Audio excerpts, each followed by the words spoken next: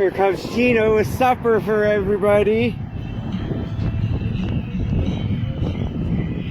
Look at that. It's better to be in at a restaurant. That's right.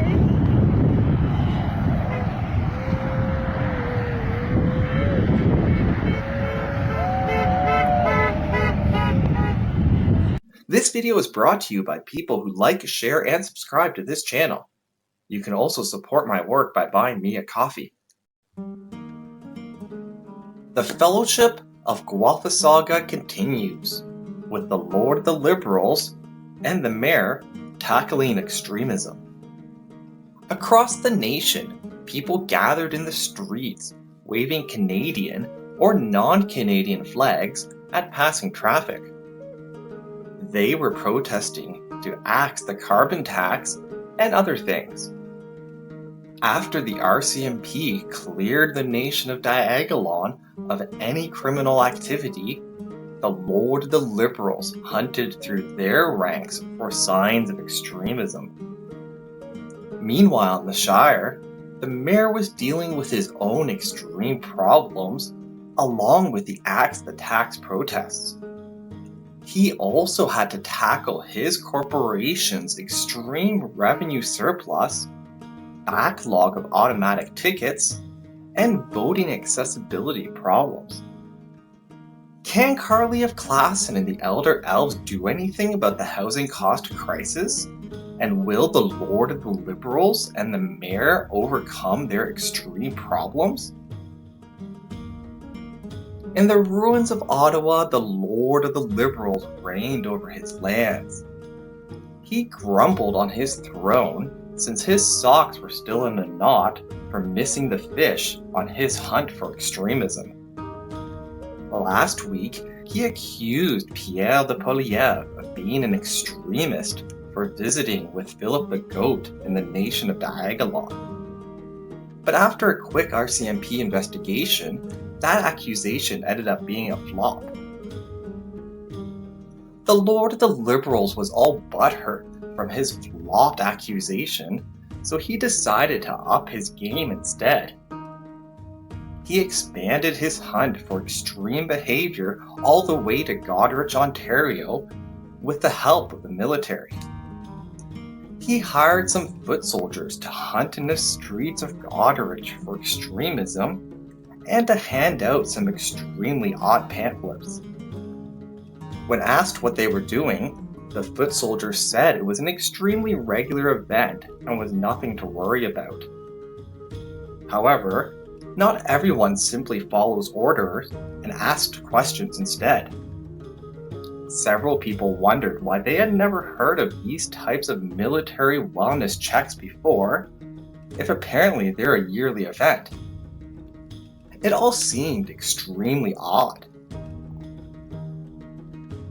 Whereas on the other sides of the nation, the proud prairie protesters and East Coasters stood strong in their mission to axe the carbon tax. For more than a month, they've waved Canadian flags at passing traffic on highways. They behaved in an extremely Canadian manner by not blocking traffic, collecting their own trash, and keeping peaceful.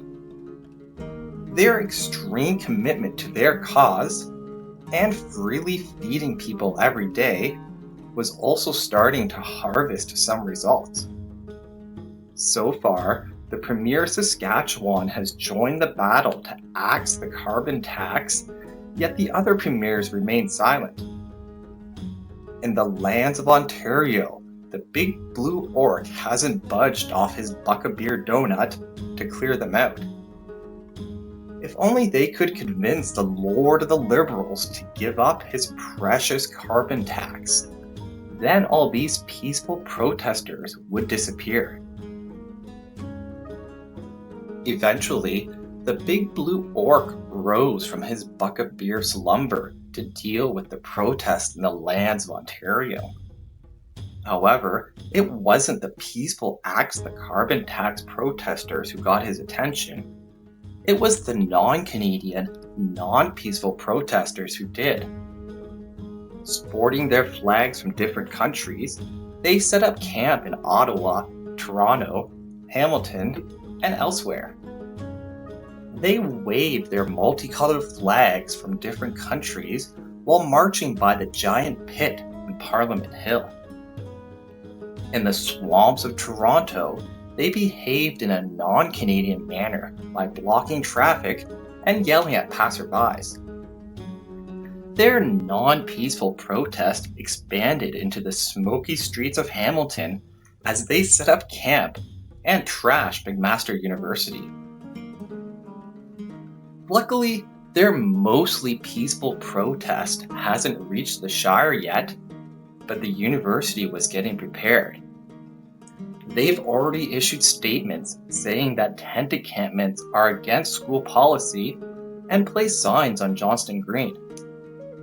They hope these signs will stop the non-Canadian protesters from setting up camp, but that's unlikely since they can already get away with their extreme behavior anyways.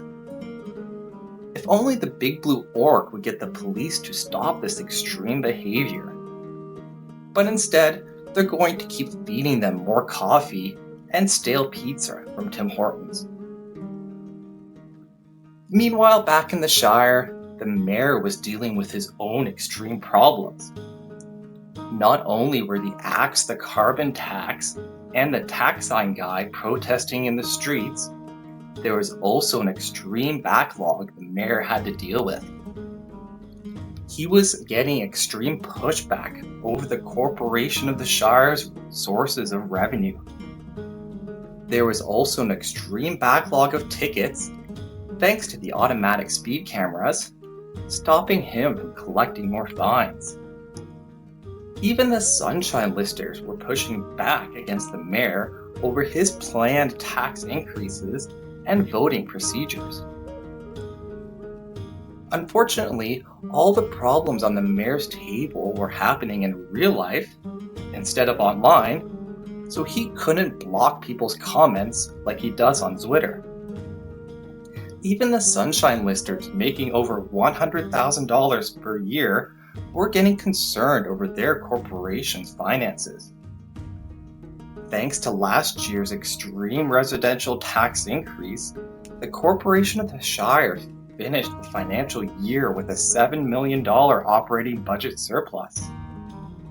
The WEF's Smart Cities Department had a surplus of $71,000, whereas the general revenues had a deficit of $300 million, which was only $1 million less than expected.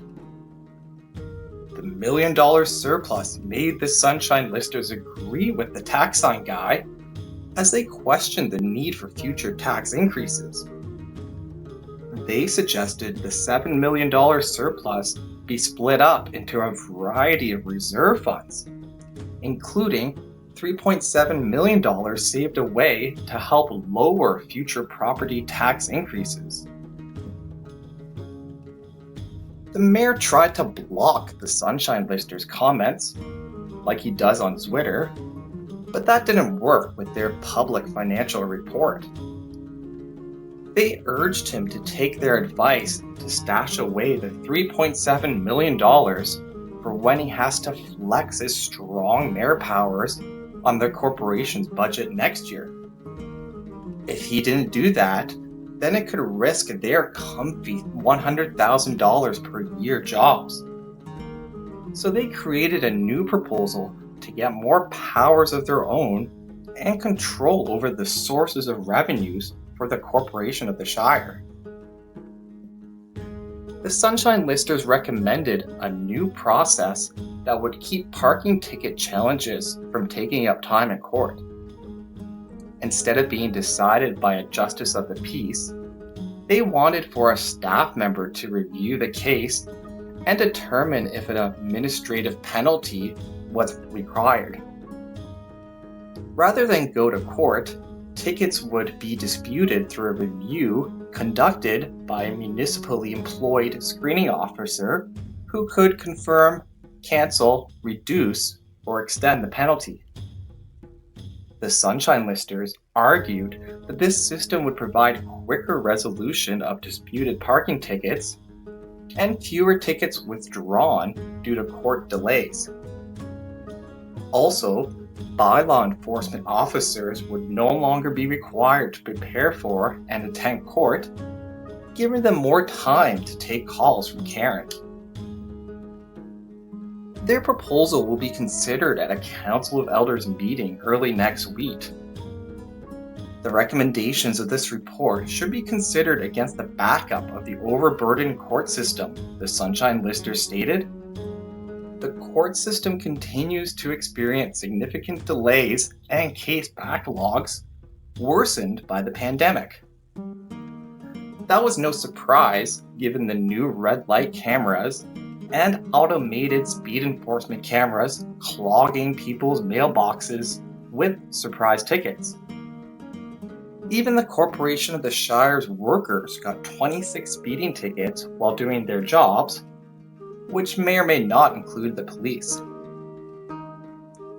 Instead of removing the speed cameras that are clogging up the court system and people's mailboxes, the Sunshine Listers recommended more powers for them to source revenues.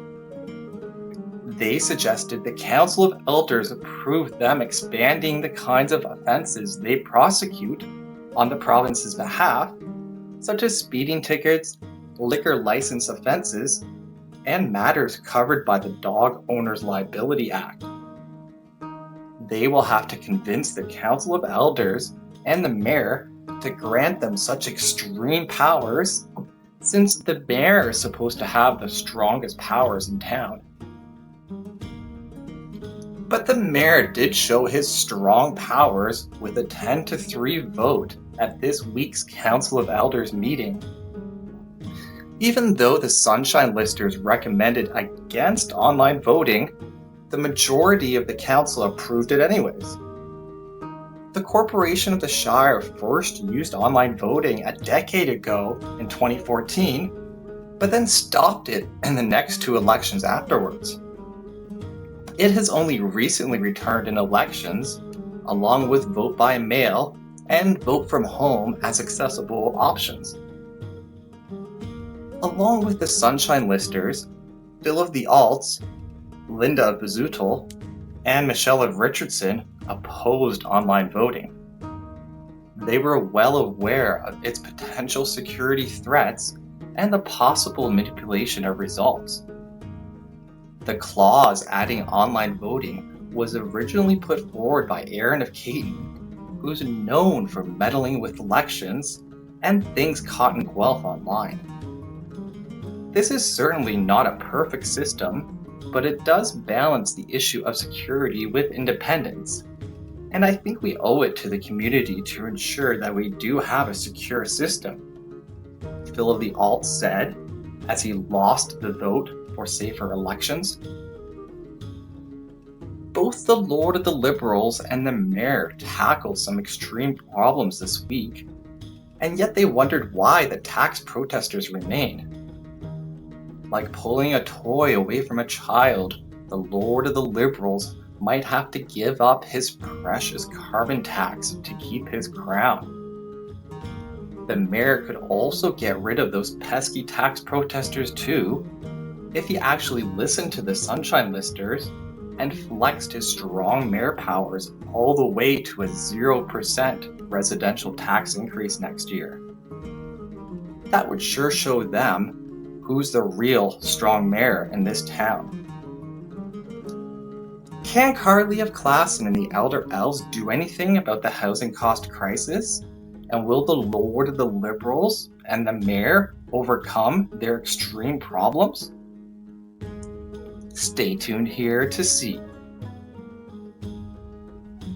This video is brought to you by people who like, share, and subscribe to this channel. You can also support my work by buying me a coffee.